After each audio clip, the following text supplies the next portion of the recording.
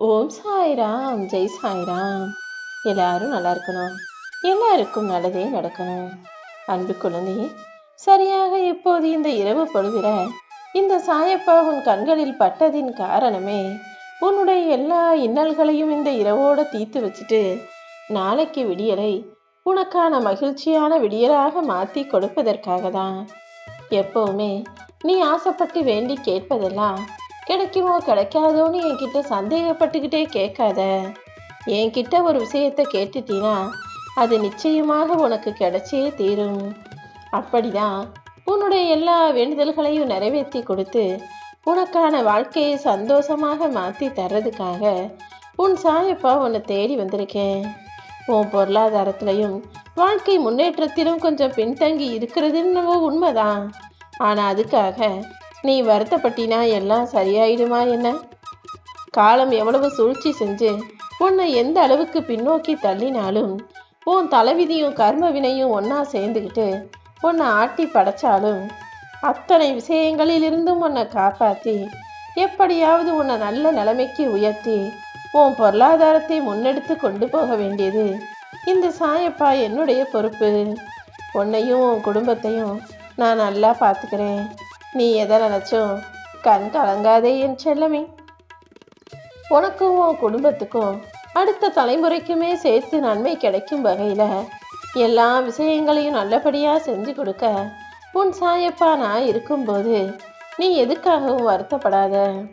மனிதர்கள் வேணும்னா மாற்றி மாற்றி பேசுவாங்களே தவிர பொய் பேசி பொய்யா நடிப்பாங்களே தவிர இந்த சாயப்பா எப்போதும் உனக்கு உண்மையாக மட்டும்தான் இருந்திருக்கேன், இனிமேலும் இருப்பேன்.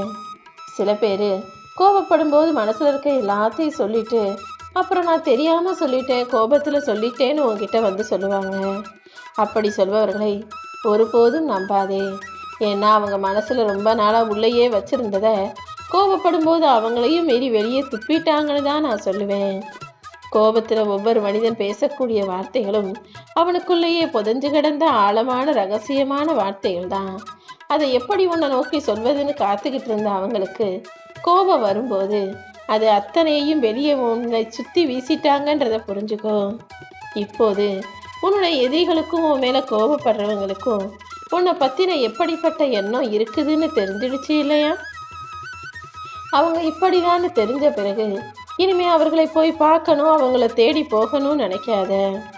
ஏதாவது ஒரு விஷயம் மாறணும்னா அது நீ தான் மாற்றிக்கணுமே தவிர அடுத்தவங்க மாறுவாங்கன்னு ஒருபோதும் நினைக்காதே. கீழே கொட்டி கிடப்பதையெல்லாம் அள்ளிக்கொள்ள நினச்சா அது ஆபத்து தானே. அதில் இருக்கக்கூடிய ஆபத்து எப்போது எப்படி வேணும்னாலும் உன்னை தாக்குங்கிறத புரிஞ்சுக்கோ. அதனால் எப்போதும் எதையும் வாரி அள்ளணும்னு நினைக்காம உனக்கு கிடைச்சதை மட்டும் மகிழ்ச்சியோட மன நிறைவோட ஏற்றுக்கொண்டு சந்தோஷமாக வாழ தயாராக இரு. நீ பிறந்ததுலேருந்தே இன்ன வரைக்கும் உன்னை பெற்றவங்களும் உனக்கு வேண்டுதல் வச்சுருக்காங்க, நீயும் என்கிட்ட வேண்டுதல் கேட்டுக்கிட்டு தான் இருக்க. கூடிய சீக்கிரம் உன்னுடைய எல்லா வேண்டுதல்களையும் மிச்சம் மீதி இல்லாமல் நான் நிறைவேற்றி தரப்போகிறேன். எப்போவும் இந்த உலகத்தில் யார் யார் எப்படிப்பட்டவங்களா இருக்காங்கன்னு யோசிச்சுக்கிட்டு பயந்துக்கிட்டு வாழாமல் யார் எப்படி இருந்தாலும் நீ நீயாக தைரியமாக துணிச்சலுள்ள பிள்ளையாக வாழ்ந்து விட்டு போ. ஒருத்தன் பொய் சொல்கிறான்னு தெரிஞ்ச பிறகும் அவன்கிட்ட போய் ஏன் பொய் சொன்னேன்னு கேட்குறது முட்டாள்தனம். அதுக்கு பதிலாக யார் உண்மை சொன்னாலும் பொய் சொன்னாலும் எனக்கு கவலை இல்லை, நான் என் மனசாட்சிக்கு உண்மையா நேர்மையா இருந்துட்டு போவேன்னு வாழ தயாராக என் தங்கமே. ஒருத்தன் பொய் சொல்கிறான்னு தெரிஞ்சும் அவங்க கிட்ட போய் நீ கேட்டினா அவன் அதுக்கும் பொய் தான் சொல்லுவாங்க. அதுக்கு பதிலாக உனக்கு கெட்டது செஞ்சவங்களையும் துரோகம் செஞ்சவங்களையும் உன்கிட்ட பொய் சொன்னவங்களையும் மேற்கொண்டு பேசி என்ன ஏதுன்னு விசாரிக்கிறதுக்கு பதிலாக அதை கண்டுக்காம அடுத்து கவனிக்க வேண்டிய விஷயங்கள்லாம் கவனம் செலுத்து. நீ செஞ்சு முடிக்க வேண்டிய வேலைகள் நிறைய இருக்கும்போது அதில் நீ கவனமாக இருந்தீன்னா கண்டிப்பாக உனக்கான நல்லது உன் வாழ்க்கையில் நடக்கும். மனிதர்கள் வெளியிலேருந்து உன்கிட்ட விளையாடுறாங்க, உன் வாழ்க்கையோட விளையாடுறாங்க. இந்த சாயப்பா உன்கிட்ட மறைஞ்சு நின்று விளையாடுறேன். நான் சொல்கிறத எதுவுமே உன் வாழ்க்கையில் நடத்தி கொடுக்கல. உனக்கான நல்லதும் உன் வாழ்வில் நடக்கலன்னு தானே நீ யோசிக்கிற. இந்த சாயப்பாவை நம்புனவன் தோத்தாலும் ஜெயிப்பா, நம்பாதவன் ஜெயிச்சாலும் தோத்து போயிடுவான். யாருடைய வாழ்க்கையை எப்போ எப்படி மாற்றணும்னு எனக்கு நல்லா தெரியும். சில நேரங்கள்ல உன் வாழ்க்கையில ரொம்ப கஷ்டமா பிரச்சனையா சிக்கலா இருப்பது போல சூழ்நிலைகள் உன் கண்களுக்கு தெரியலாம். ஆனா நீ என் மேல வச்சிருக்க நம்பிக்கை இழக்காம இருந்தினா நான் அதுல இருந்து எப்படியாவது உன்னை மீட்டு எடுத்துடுவேன் செல்லவே. நீ என்கிட்ட கேட்டதை விட உனக்காக சிறப்பான வாழ்க்கையை அமைச்சு தர்றதுக்காக தான் நான் வேலை செஞ்சுக்கிட்டு இருக்கேன். அதனால நீ எதை பற்றியும் கவலைப்பட வேணாம். இந்த உலகத்தில் எப்போது நீ தோல்வியடைவான்னு தெரியுமா? பிரச்சனைகள் வரும்போது உடனே தோத்துற மாட்ட. பிரச்சனைகளை கண்டு பயந்து எப்போ ஓடி ஒளியிறியோ, அதை பார்த்து பயப்படுறியோ, அப்போது தான் நீ தோத்து போறன்னு அர்த்தம். ஒருபோதும் நீ தோல்வியாளனாக இருக்கக்கூடாது. பிரச்சனைகளை கண்டு பயங்காம ஓடி ஒளியாம ஒதுங்கி போகாம அதை தைரியமாக எதிர்கொண்டு ஜெயிக்க வெற்றி பிள்ளையாக நீ இருக்கணும். வெற்றியாளர்கள் ஒருபோதும் எதையும் அவ்வளவு சுலபமாக இழந்து விட மாட்டார்கள்.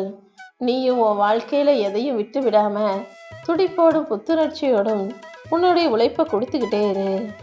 உன்னுடைய நாளைய எதிர்காலங்கிறது இன்னைக்கு நீ செய்யக்கூடிய செயல்களில் தான் இருக்கு. குறிக்கோள்ல நீ உறுதியா இருந்தீன்னா லட்சியவாதி. அப்படிப்பட்ட உன்னுடைய லட்சியத்தையே குறிக்கோளா வச்சுக்கிட்டு அதற்கான எல்லா வேலைகளையும் சரியா செய்யும் போது நீ வெற்றி பெறத யாராலுமே தடுக்க முடியாது என் தங்கமே.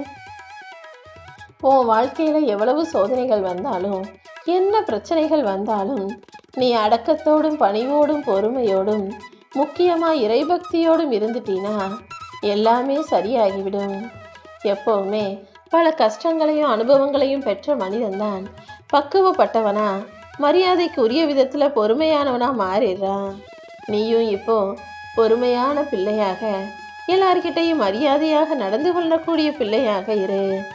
நல்ல பிள்ளையாகிய உன்னை மிக நல்ல பிள்ளையாக ஆக்குவதற்காக தான் வேதனைகளையும் சோதனைகளையும் நான் உனக்கு தொடர்ந்து கொடுத்துக்கிட்டு இருந்தேன். இப்போது அது எல்லாத்தையுமே முடிவுக்கு கொண்டு வந்து உன் வாழ்வில் நீ வெற்றி பெறும்படி செய்ய போறேன். என்னுடைய பார்வைக்கு உள்ளிருக்கும் உன்னை என்னுடைய அதிகாரத்திற்கும் என்னுடைய கட்டுப்பாட்டிற்குள்ளும் இருக்கும் என் அன்பு பிள்ளையான உன்னை இதுக்கு மேலும் நான் கஷ்டப்பட மாட்டேன். நீ கஷ்டப்படும்படி நான் விட்டுவிட மாட்டேன் என் செல்லமே. நீ யாருக்கெல்லாம் நன்மை செஞ்சியோ அதை ஒருபோதும் ஞாபகம் வச்சுக்காத. அதையெல்லாம் மறந்துட்டு ஏன் பொறுப்பில் விட்டுட்டீனா நீ செய்த நன்மைகளுக்கு பல மடங்கு நன்மையை நான் உனக்கு திரும்ப கொடுப்பேன்.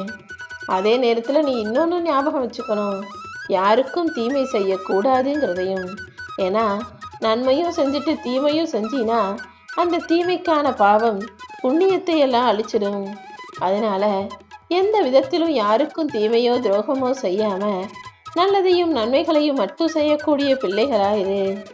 வெற்றியின் போது நீ ஜெயிச்ச பிறகு உனக்கு பல பேர் சேர்ந்து கைத்தட்டுறதை விட நீ தோத்து போயிருக்கும் போது கவலையில் இருக்கும்போது உனக்கு ஆறுதல் சொன்ன அந்த ஒரு கைவிரல் தான் பெரிய விஷயம். அந்த உன் கண்ணீரை தொடச்ச உனக்கு ஆறுதல் சொன்ன உன் மனசுக்கு தைரியம் கொடுத்த நபர் யாருன்னு பாரு. அவங்க எப்பவுமே உன் கூட இருந்தாங்கன்னா உன் வாழ்க்கை நிச்சயம் நல்லபடியாக இருக்கும். நாளைக்கே உனக்கான நல்லதையும் நான் செய்வேன்.